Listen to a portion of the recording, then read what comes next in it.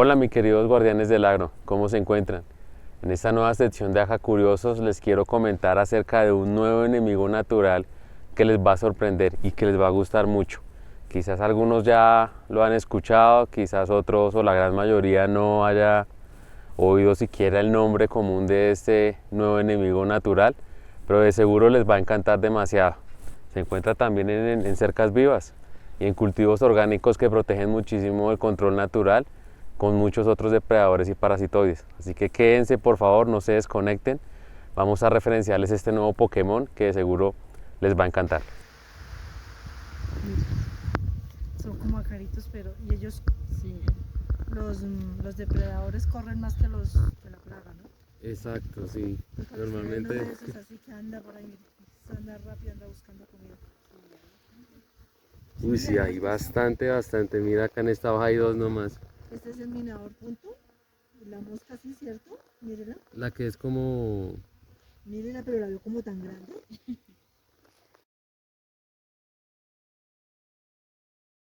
Y bueno chicos, ¿qué les pareció el video, el pequeño corto anterior, donde les pude mostrar ese poco de bichitos rojos que se encuentran ahí como gateando, como caminando ahí sobre esas plantas, sobre esa cerca viva que se encuentra acá en ese cultivo de arándanos?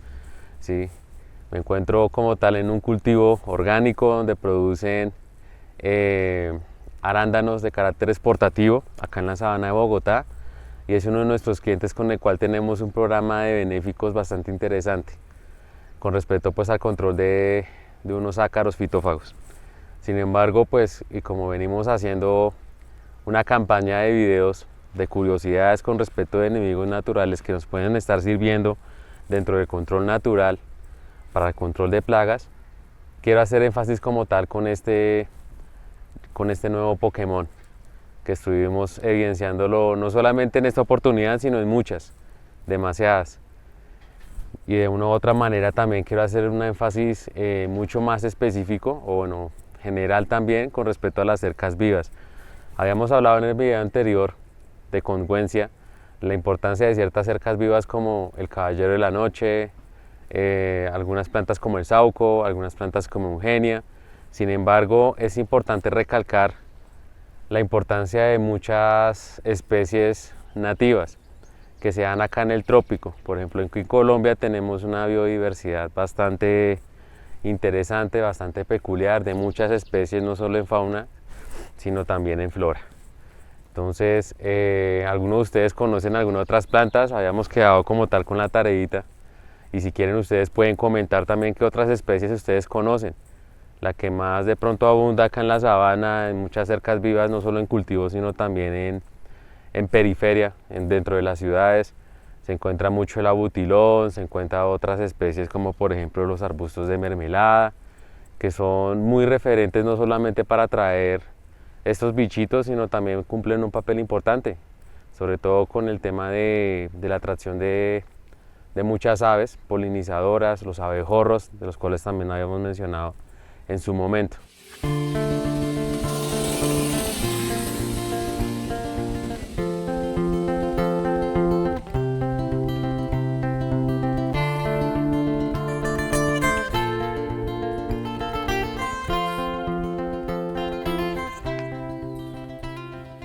También chicos habíamos hablado de la importancia que tienen estas cercas vivas alrededor de nuestro cultivo, sobre todo con el manejo integrado de plagas, y dentro de otros muchos factores también nos ayudan a ciertas características en las cuales ya mencionamos. Vale la pena recalcar también de que estas cercas vivas, quizás no lo comentamos en el video anterior, nos ayuda muchísimo para generar un microclima, sobre todo pues para la protección del suelo, sobre todo pues para la protección de nuestros mismos cultivos, ya sea que estén bajo invernadero o que estén en periferia, o sea que no estén bajo cubierta. En este caso pues es una gran ventaja tener como tal estas cercas vivas, vuelvo y les repito, con el fin de tener como tal o potenciar más bien ese control natural, que de una u otra manera se ayuda a compaginar con el control biológico, con el control racional, con las aplicaciones de microorganismos que nosotros mismos hacemos, y otros muchos factores que se encuentran dentro del manejo integrado. ¿sí? Y que nos ayudan a mitigar muchísimo las poblaciones de muchos insectos plaga, muchos ácaros plaga, que de una u otra manera y diferente a las épocas del año nos ayudan como tal a regular esas poblaciones, que es lo que nos interesa. La idea es que no nos lleguen a afectar la producción. Erradicar una plaga es totalmente inviable, o sea, lo que consideramos plaga de hecho cumplen un papel importante dentro del nicho ecológico. Sin embargo, pues como producimos monocultivos, pues tenemos que tener en cuenta y tenemos que dejar claro que acabar con una especie o acabar con unos insectos pues no es viable de ninguna manera, ni desde el punto ambiental ni desde el punto ecológico. Tenemos que saber que trabajamos con seres vivos, no trabajamos con una fábrica de tornillos. Listo, chicos, entonces, bueno, sin más preámbulo, entonces vamos a empezar a hablar un poco más de ese Pokémon, vamos a empezar a hablar ya específicamente cuál es su papel importante dentro del nicho, dentro del hábitat aquí en la sabana de Bogotá y listo, arrancamos de una. Entonces, continuando ya en sí con el nuevo Pokémon que les estoy referenciando, en esta oportunidad es un ácaro depredador, ¿sí? Perteneciente a otra familia que no es Phytocedes. En este caso es de la familia Erythreidae, que pertenece al orden Trombidiformes. Y el ácaro específicamente que vamos a hablar se llama, bueno, es del género Balaustion, o comúnmente conocido como ácaro del terciopelo o ácaro aterciopelado. Este es un ácaro que tiene un tamaño descomunal para los que hemos trabajado con programa de control biológico. Tiene hasta 3 veces el tamaño de un Phytoceide normal en estado adulto y presenta varios estados ninfales, varios estados de larva, ¿sí? Comprende casi como unos 6 fases dentro de su ciclo biológico, que puede durar entre 30 días, 45 días o inclusive hasta 60 días, dependiendo de las condiciones de temperatura y humedad relativa. Este depredador es bastante voraz, es generalista también, consume muchos artrópodos, de los cuales se encuentran muchos individuos considerados plaga dentro del ámbito agrícola. Este depredador se encuentra de manera nativa acá en la sabana de Bogotá. Tiene como tal una característica peculiar y es su coloración roja y blanca. Tiene como esas manchitas de color blanco que lo caracterizan fácilmente de otros artrópodos, en este caso del gremio de los ácaros depredadores. Este depredador lo encontramos mucho en las cercas vivas y en aquellos cultivos que manejan un programa de aplicaciones mucho más amigables o mucho más nobles, incluyéndolo a él, incluyendo otros enemigos naturales como parasitoides y otros depredadores de múltiples familias de muchos insectos y de otros ácaros benéficos también. ¿Sí? Su ciclo, como les decía, pasa por diferentes estados.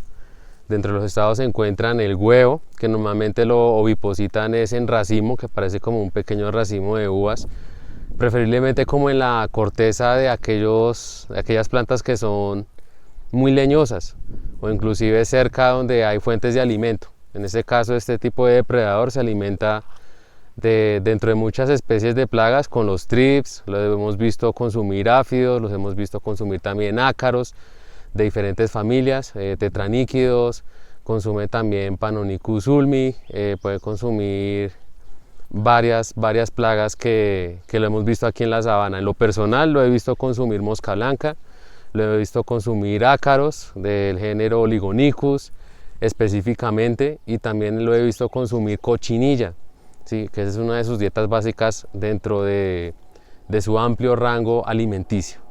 ¿Sí? Aparte de eso, pues bueno, llega el huevo, pasa a una fase de prelarva. La prelarva básicamente es un huevo con patas que es casi inmóvil, no se alimenta, y a partir de que pasa de prelarva a larva, ya el estado larval hasta el estado adulto ya son móviles y ya tienen como tal una dieta bastante voraz. Algunas especies, sobre todo de esta familia de la Erythreidae, ¿sí? Presentan en su mayoría en su fase larval, a veces son parásitas de algunos artrópodos, ¿sí? Que simplemente se alimentan de ellos hasta cierto punto y posteriormente cuando empiezan con su primer estado ninfal, que es protoninfa, luego sigue deutoninfa, luego sigue tritoninfa, que es muy parecido al adulto, pero sigue siendo como un estado juvenil, por decirlo así, antes de su fase sexual y madura.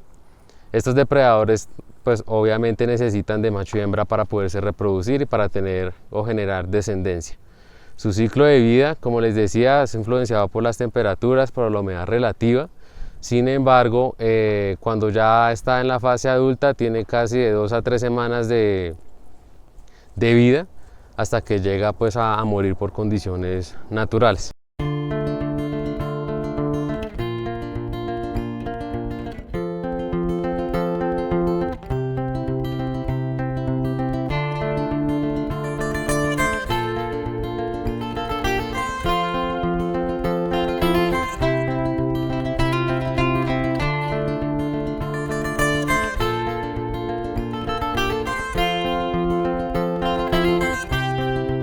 Y bueno chicos, hablando ya de manera específica con este nuevo Pokémon, tenemos unas 5 curiosidades que nos ayudan a entender un poquito más a este nuevo benéfico, la importancia que tiene dentro del control natural, porque lastimosamente no hay una metodología de crianza masiva con respecto a este benéfico y que nos ayude como tal a abordarlo en programas masivos de control biológico, ¿sí? Esas 5 curiosidades consisten en que, bueno, la primera curiosidad es que este depredador, como bien les decía, todos sus estados móviles son depredadores desde la larva hasta el adulto.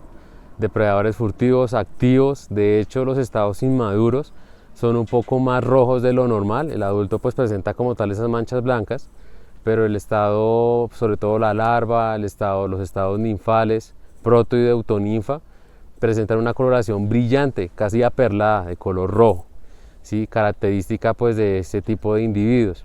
¿En qué consiste su coloración? Básicamente por la dieta o los individuos plaga que puede consumir normalmente dentro de las plantaciones o dentro de las cercas vivas que hemos mencionado frecuentemente. ¿Sí? Estos estados móviles pues básicamente uno los identifica rápidamente porque por su movilidad, valga la redundancia, y de una u otra manera por su coloración característica.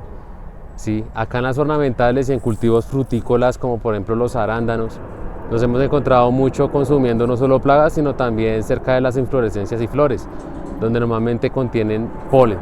¿Sí? Ellos también se alimentan de polen como fuente alternativa de alimento y es una razón por la cual lo podemos hallar mucho más fácil cuando hay floraciones en este tipo de especies de plantas. Como segunda curiosidad, chicos, de este depredador es su tamaño descomunal. De acuerdo a la literatura y de acuerdo a lo que hemos revisado, son entre 2.5 a 3 veces más grandes que un fitocéudo normal, nomás en la fase adulta. Un fitocéudo de los que conocemos como Phytocelus persimilis o Unocelus californicus, que son los más utilizados para el control de araña roja acá en Colombia. Este Balaustion, como tal, su fase adulta es descomunal, es fácil distinguirlo por su tamaño, por su coloración entre roja y blanca, como les comenté, e inclusive su estado larval es más grande o mejor dicho, es del mismo tamaño que una fase adulta de un Californicus o de un Phytocelus persimilis. ¿Sí? De ahí porque sus siguientes fases, desde proto, deuto, tritoninfa y en estado adulto, pues son fácilmente distinguibles. Es importante, como les comenté, por lo menos tener una superficie oscura, un planillero, algo donde podamos divisar como tal estos depredadores. ¿Sí? Nos ayuda muchísimo, sobre todo pues a encontrarlos, ya que ellos como se la mantienen entre las ramas, en las hojas, en las inflorescencias.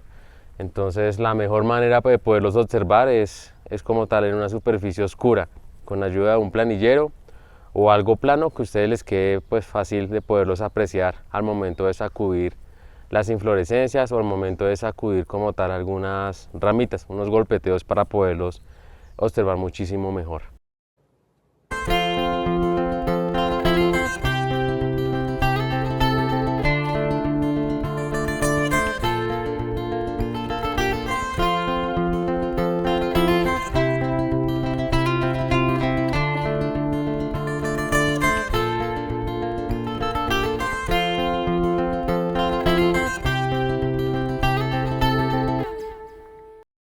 Bueno chicos, nuestra tercera curiosidad de este depredador les va a fascinar muchísimo.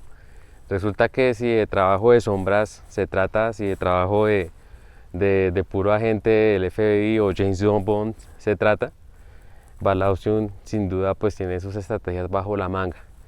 Chequeen el siguiente video que grabamos en nuestro laboratorio y podemos ver unas pequeñas protuberancias que son como unas glándulas llamadas úrnulas que se encuentran como ubicadas detrás de los ojos simples de este depredador y que le ayudan dentro de múltiples factores a camuflarse como tal en su medio natural cuando va a consumir las plagas ante el ataque de muchos bichos que quizás no son depredadores de ellos, pero sí interfieren como tal en sus hábitos alimenticios. Resulta que de lo que hemos venido mencionando, Bala Option se alimenta de muchos insectos como los áfidos, la cochinilla, la escama, inclusive la mosca blanca. ¿Qué tienen en común ellas? Estas plagas que básicamente excretan, ¿sí? Que su excremento es azucarado, contiene como tal sustancias azucaradas que es fuente de alimento para muchos insectos, incluyendo nuestro Bala Option. Pero ¿qué pasa? Que ese excremento es apetecido por muchos bichos que de una u otra manera ayudan a proteger a la misma plaga. ¿A qué voy con eso? Por ejemplo, hay hormigas que hacen una especie de mutualismo con estas plagas, ya que ella les brinda como tal esa fuente alternativa de alimento, y a cambio que hace la cochinilla o el trato entre la hormiga y la cochinilla, ¿sí? Es que empiezan a hacer una especie de intercambio de fuente de alimento con protección. Las hormigas en muchas oportunidades también pueden convertirse como en un ambiente pesado porque no deja actuar a nuestros enemigos naturales como las crisopas, otros enemigos naturales como los chinches depredadores que los atacan y no dejan alcanzar a llegar a las plagas como nosotros queremos. ¿Qué pasa con Bala Option? Que estas glándulas básicamente les ayuda a pasarse desapercibido, a tener como una especie de capa de invisibilidad, y lo que nos ayuda es que este depredador pasa como invisible. La hormiga no lo detecta de que es un intruso, sino que el metabolito, esa glándula, o mejor dicho, esos olores que expede en el cuerpo del Bala Option, hace pensar a la hormiga de que se trata otra compañera de la misma especie y por ende no los atacan. Es supremamente interesante cómo es la naturaleza de sabia. Entonces, a pasar desapercibido, pues el depredador, en este caso nuestro Bala Option, puede pasar y llegar a su objetivo, que es consumir la plaga.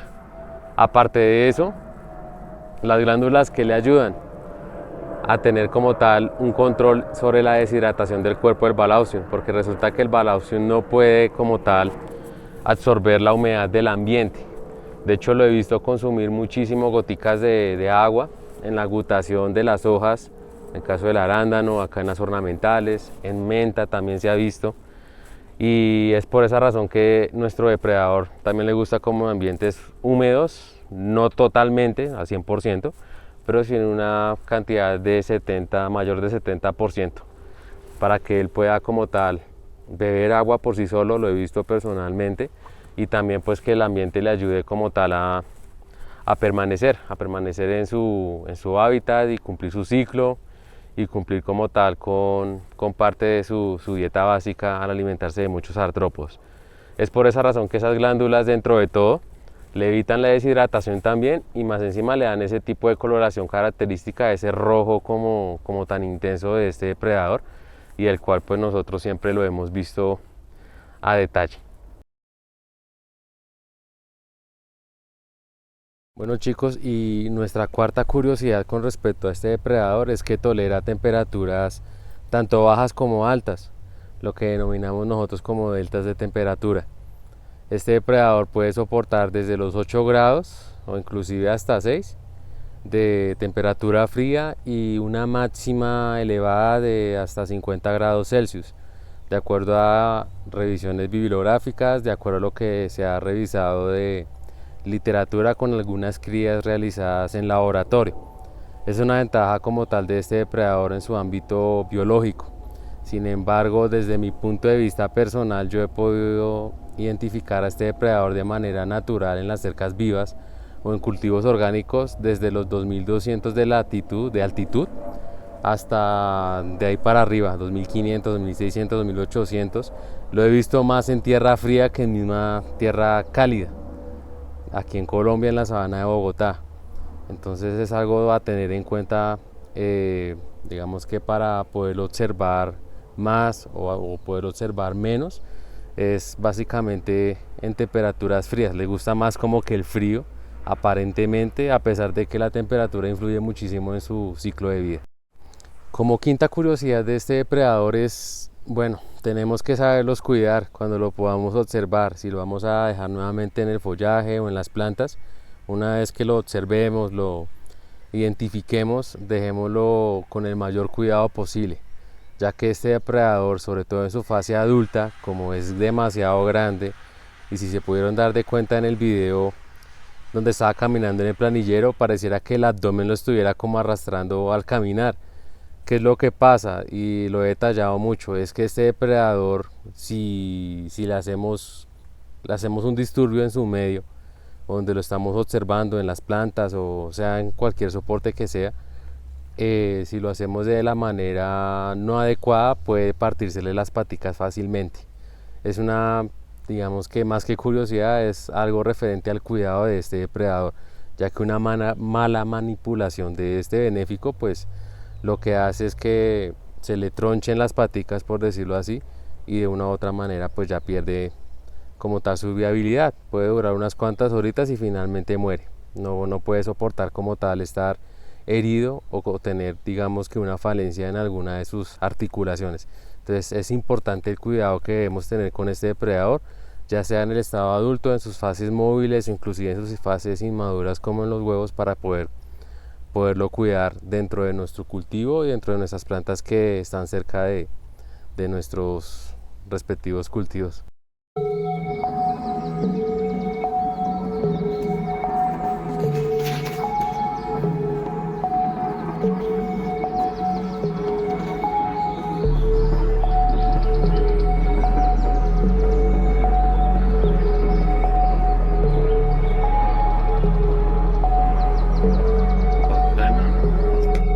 Y bueno, chicos, ya para finalizar de estas curiosidades de este gran benéfico, tenemos unas dos ñapas que referenciales, aparte de las curiosidades que les acabo de mencionar. La primera ñapa es que este Balaustion es rockero o metalero. ¿Por qué? Desde mi punto de vista y desde mi experiencia personal viéndolo en campo y lo que dice en la literatura, este depredador tiene la particularidad de que cuando se alimenta de las plagas, él perfora, succiona el contenido de las plagas, pero su primer par de patas las levanta hacia arriba al momento que está consumiendo la plaga, como si fuera estuviera haciendo la señal de un rockero en pleno concierto de rock. Resulta que no hay especificaciones del por qué ese depredador en particular hace esta característica, pero se sabe que en algunos estudios del género Balaustion tienen ese comportamiento la mayoría de especies, y pueden ser por varias razones. Una de ellas es que puede ser como una alternativa, una respuesta defensiva ante el ataque de otros depredadores alrededor, por esa parte. La primera es que los del género Balaustion tienen unas estructuras sensoriales que les ayudan como tal a defenderse o a evitar ciertas amenazas de estos artrópodos que posiblemente puedan atacarlo, y que de una u otra manera lo que hace es como estar a la defensiva y estar como tal siempre despedir como una especie de olor en su ambiente o en su entorno para evitar ser depredado por otros enemigos naturales. Y ya para rematar, chicos, nuestra segunda ñapa de ese depredador es que él sí o sí tiene que tener una dieta mixta o una dieta variada para poder no solamente llegar a cumplir con su ciclo biológico de huevo adulto, sino que además también le proporciona esa longevidad y le proporciona también el poderse generar, valga la redundancia, varias descendencias, tener sus generaciones en el campo o en el sitio donde él se encuentra. Sabemos que se alimenta por lo menos como de 5 o 6 individuos plaga, pero en este caso él puede sobrevivir inclusive como mínimo con dos tipos de presas, incluyendo con una fuente de alimento extra como es el tema del polen y el néctar. Entonces, por si ustedes quieren hacer algunas pequeñas de cría o algunas pequeñas colectas de estos individuos, tienen que tenerlo muy en cuenta. Realmente a nivel comercial no existe una empresa que haya podido multiplicar. De hecho, se ha visto mucha información de este depredador, pero relativamente es compleja poderlos multiplicar. No es lo mismo que multiplicar un fitoseide como un Californicus, un Persimilis o un Cucumeris, que un depredador de esta familia, sobre todo por su ciclo largo, por sus diferentes fases y por su dieta tan mixta y tan variada que él tiene. Entonces espero que les haya gustado este video, chicos.